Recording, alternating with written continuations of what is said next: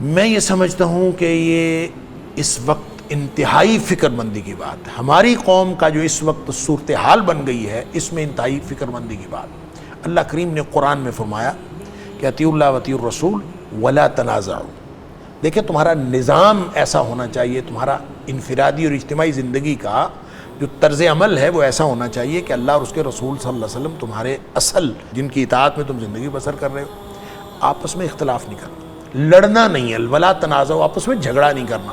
کیونکہ آپس میں جب من حیث القوم ملت اسلامی آپس میں جھگڑنا شروع کر دیتی ہے, وہ چاہے مذہبی فرقہ واریت ہو, چاہے وہ فرقہ واریت سیاسی ہو, چاہے وہ فرقہ واریت نسلی ہو, چاہے وہ علاقائی ہو. ہم نے اصل میں سمجھ رکھا ہے کہ فرقہ واریت صرف مذہبی ہوتی ہے, حالانکہ فرقہ واریت یا اس کے لیے دوسرا لفظ ہے عصبیت, گروہ بندی. جب یہ نسلی ہو, نبی پاک صلی اللہ علیہ وسلم جب جہاں قرآن نے کہا ہے ولا تفرقوا, اسی وہاں نبی پاک صلی اللہ علیہ وسلم یہ بھی فرمایا لیس منا من دعا الی العصبیہ, جو گروہ بندی کی طرف بلائے وہ ہم میں سے ہے ہی نہیں. اب یہ گروہ بندی کیا ہے؟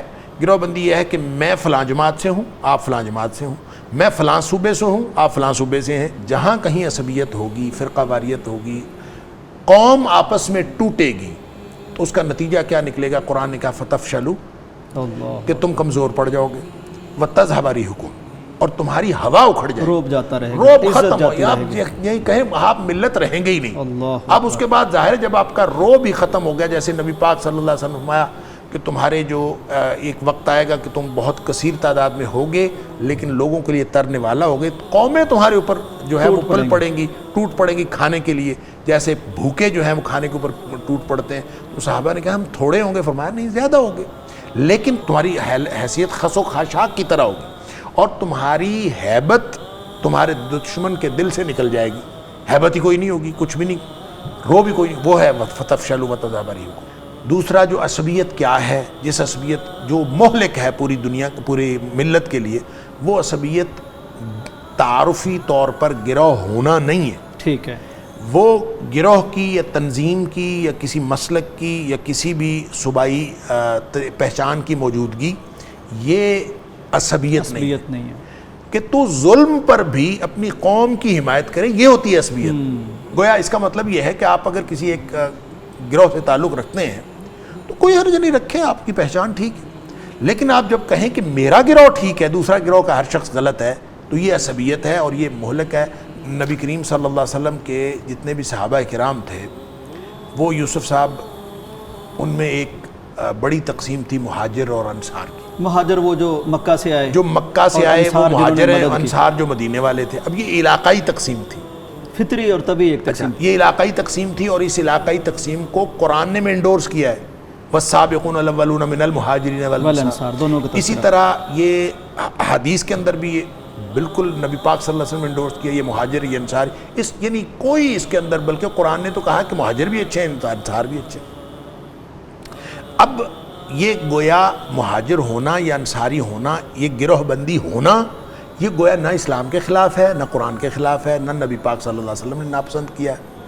لیکن یہی گروہ مہاجر اور انصار کا جب یہ اس بات کی بنیاد بننے لگا کہ عدل اور ظلم کا فیصلہ اس گروہ بندی کی بنیاد پر ہو, تو اس پر نبی پاک صلی اللہ علیہ وسلم نے یہ موقع ہوا غزوہ بنی مستلق سے واپسی پر, جب نبی کریم صلی اللہ علیہ وسلم نے ایک جگہ پڑاؤ کیا تھا, ایک انصاری اور ایک مہاجر کی لڑائی ہو گئی, اس کی کوئی چھڑی لگ گئی ہے, اس کی لڑائی ہو گئی, تو اس نے آواز دی یا للانصار, اس نے آواز دی یا للمہاجرین, او مہاجرو آؤ میری مدد کرو. اس نے کہا او انصاریو مدد, جیسے آج کل موقف نہیں فرقہ ہم ہو گئے. ہاں, یعنی اس میں یہ نہیں ہے کہ کون ظالم کون مظلوم, یہ نہیں, بلکہ یہ کہ میرے گروہ کے لوگوں آؤ میری مدد کرو, چاہے میں ظالم ہوں چاہے میں مظلوم, میرے گروہ کے, میرا دھڑا ہے, میری پارٹی ہے, آ کے میری مدد کرو. اس نے کہا میرے گروہ والے میری مدد کرو. اب نبی کریم صلی اللہ علیہ وسلم اپنے خیمے سے باہر تشریف لائے اور خوب جلال کے ساتھ آپ نے فرمایا ما بال دعوی جاہلیت, یہ کیسی جاہلیت کی پکار ہے.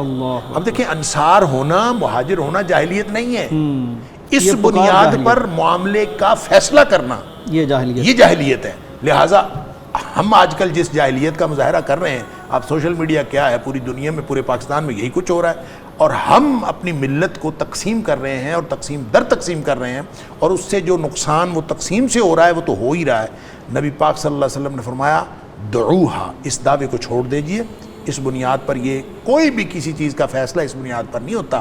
لہٰذا نبی اکرم صلی اللہ علیہ وسلم نے جو حکم فرمایا ہے وہ یہ ہے دعوہا، اس کو چھوڑ دیجئے، فَإِنَّهَا مُنْتِنَةٌ، اس لیے کہ یہ بہت ہی بدبودار ہے۔